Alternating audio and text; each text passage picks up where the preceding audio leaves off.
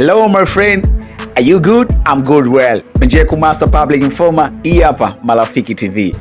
Cha kwanza naomba nizungumzie kitu kimoja. Ili uwe rafiki yetu ni lazima tushare vitu vingi sana. Ni lazima tupeane habari ambazo zina trendi katika mitandao ya kijamii, ambazo zime make headline sana. Wewe ni familia yetu na ndio maana tukakuita rafiki yetu. Marafiki TV on air.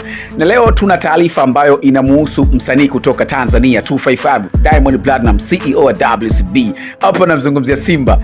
Ni founder wa Zoom Production.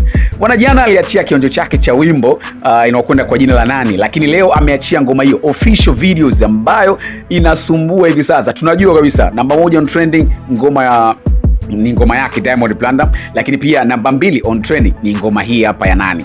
Ngoma hii imetengenezwa na producer mkubwa nchini Tanzania na Afrika, namzungumzia S2K Zombie. Lakini pia ngoma hii imetengeneza Wigo baada ya kutoa video ambayo imethawili vitu vingi sana. Nazungumzia ubunifu mwingi sana umefanyika katika hii video.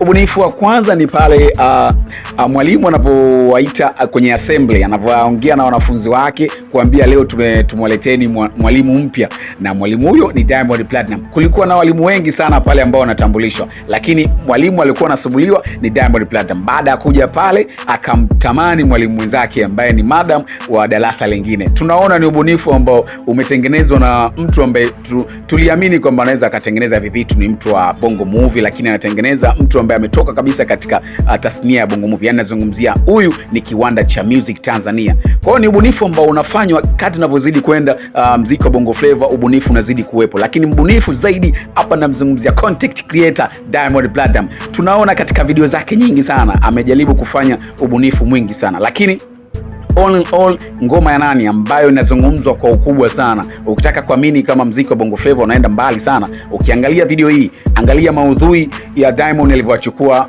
wanafunzi kwenye madarasa, alivyochukua zile culture za nguo. Akiangalia hata katika kipande kimoja wanafunzi wamevaa nguo, nazungumza vitenge. Culture ile ni culture ya Kitanzania pale anavyocheza darasani. Lakini angalia, kuna muda Diamond alikuwa ubaoni akaandika nyimbo za asili kwenye ubao. Yaani maana yake kwamba anajaribu kutengeneza culture ya kwake ambayo itaishi na kuzidi kuishi. Unajua kioo cha jamii unapoitwa, maana yake ni lazima usawili maudhui yanatokea katika jamii.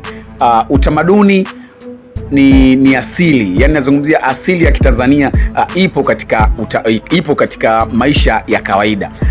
Wanafunzi kusomeshwa utamaduni ni kitu cha kawaida ambacho kinatokea katika maisha yetu. Kwa ni moja kwa moja vitu ambavyo wanavyofanya Diamond ni vitu ambavyo vimethawili kabisa. Kwa nini imekuwa make headline katika vichwa vya watu? Ni ubunifu ambao watu wengi hatukuweza kutarajia kama angeweza kuja nao. Lakini pia ukiangalia hata love story ambacho amekitengeneza baada ya kutoka na mwalimu mwenzie pale, mwalimu anapotaka kumchapa mwanafunzi, Diamond akatokea mlangoni na kumwombea msamaha kwa ishara. Hivi ni vitu ambavyo ukiangalia duniani wanafanywa sana na Wahindi. Ukimwangalia Shah Rukh Khan, ukimwangalia Salman Khan, ukimwangalia Loit Mela kutoka India, ni watu ambao wanafanya content creator kama hizi. Leo tunaona kwa Diamond Platnumz, CEO wa WCB, founder wa Zoom Production.